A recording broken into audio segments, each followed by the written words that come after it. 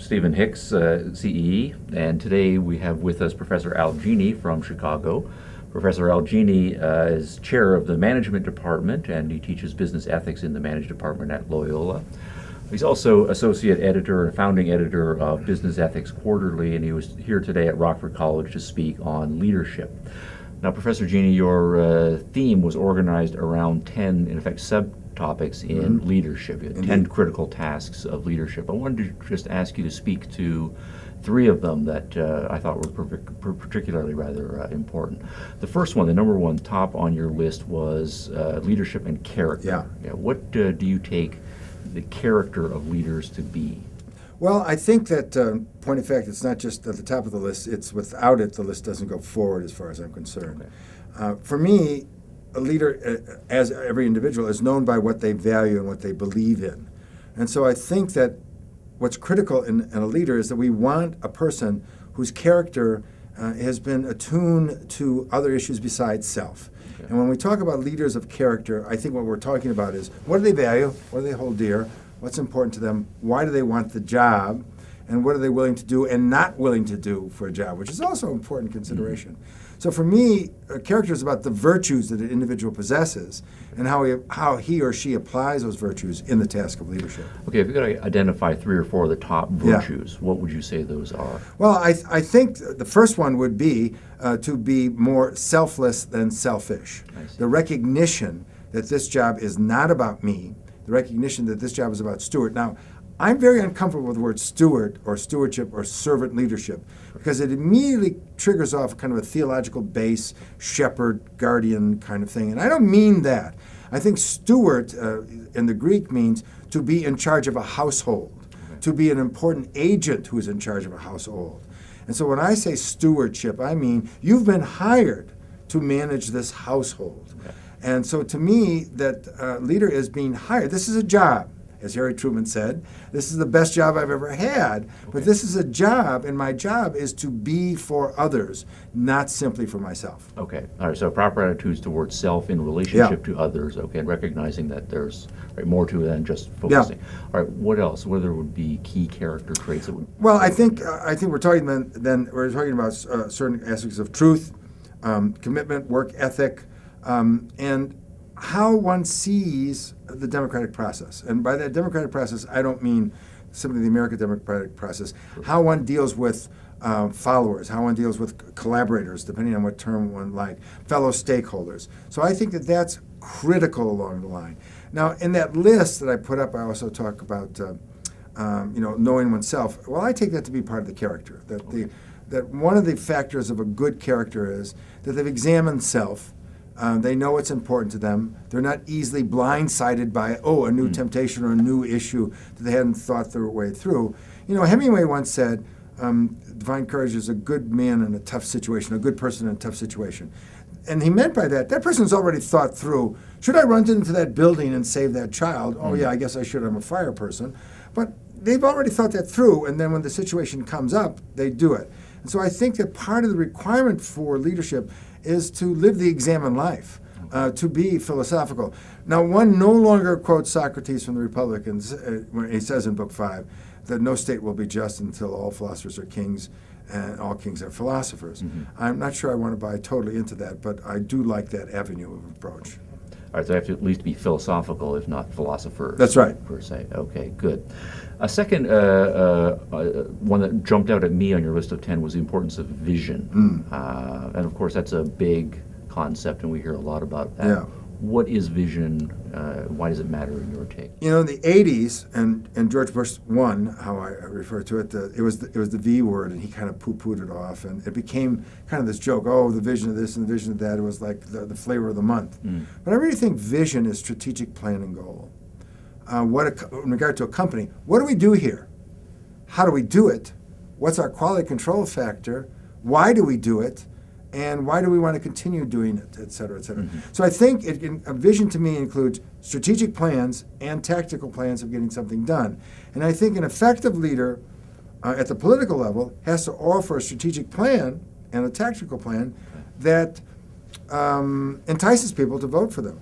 And I think successful leaders in business need to also implement strategic and tactical plans that make that company successful and make them successful leaders. What goes into making people able to do that? We talk about intelligence, abstract ability, knowledge. Although this isn't a popular thought, to me, a leader has a certain skill set, like an athlete, that simply isn't given to everyone and can't totally be trained. You can be exposed to, but you won't necessarily get better. That is, Michael Jordan had athletic skill, and then he added to that practice, development, and stretching himself to improve himself.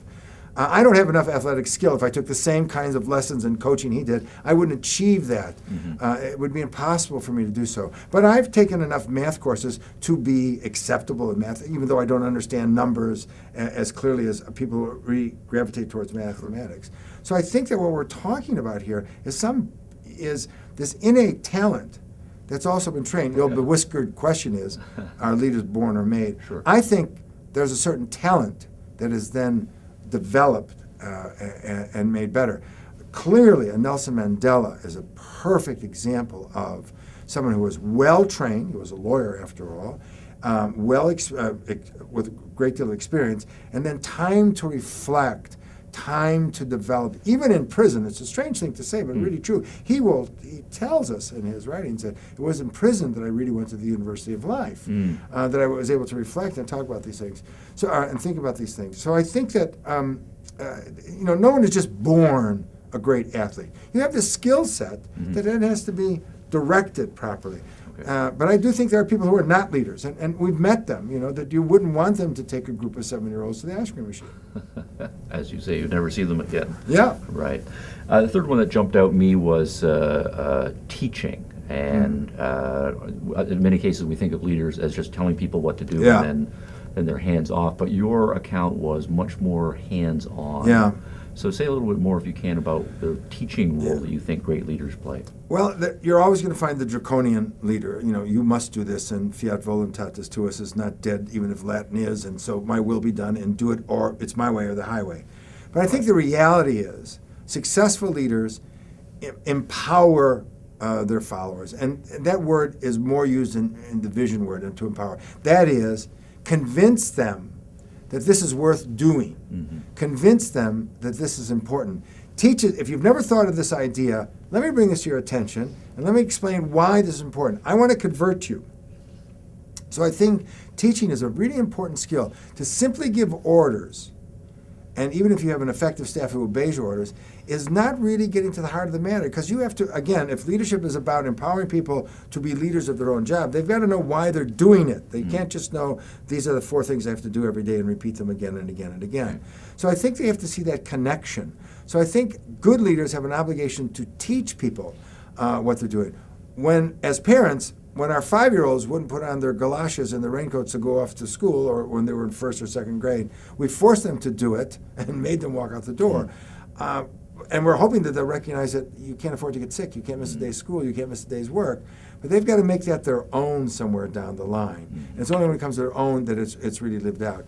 And I think it's the same thing in the workplace. You can only give orders so long. And you can't supervise everybody all the time. They either have to know what they're doing and why they're doing it, or it doesn't get done. In closing, I want to ask you, I think, a historical question. You can do this as a philosopher, someone who's well-versed in the literature. But in your talk, you mentioned this last generation, there have been a number of failures of leadership. And then you mentioned a number of individuals in business who were in positions of leadership, people in politics in positions of leadership. And for good reasons, there's lots of widespread disgust at failures of leadership in both of those areas. And so there's a temptation then, it might be a real temptation for us to say, well, we live in a particularly corrupt or leadership vacuum cultural time. But you also quoted Cicero, going back then almost 2,000 years, actually a little over 2,000 years now, reflecting on his age and making, in many cases, the same criticisms about the failures of leadership in his time. Is our age particularly bad? Do you think we have made progress? Can we learn from history? Well, I think our age is no different than any other age. I mean, the notion of everything comes around again, and I think that the Teapot Dome scandals of the 20s were a recapitulation of Grant's whiskey scandals and a recapitulation of certain things that happened under Washington, just to use the American experience. I think scandals come back again and again and again, and we teach Socrates because every generation has to be tooled in literacy and ethics. It's not inborn. But I don't think it's any worse. And in fact, I think the actions of the last number of years in regard to this new electronic revolution, for all of its downside, that we are tethered to our talking machines and our computers, that we're changing the face of the universe. What's happening in Egypt right now and in northern Africa right now is a demonstration that people want effective, democratic, transparent leadership. Leaders who are committed to the people they are in charge of and lead, and not just seen that they are there by virtue of office and by virtue of custom and tradition. And so in a very real sense, I think we're moving into a much more democratic, critical awareness of leadership, and that leaders will be held to a much higher account. So you're an optimist. Yes, I am an optimist right now. Thanks for being with us Pleasure today. to be with you.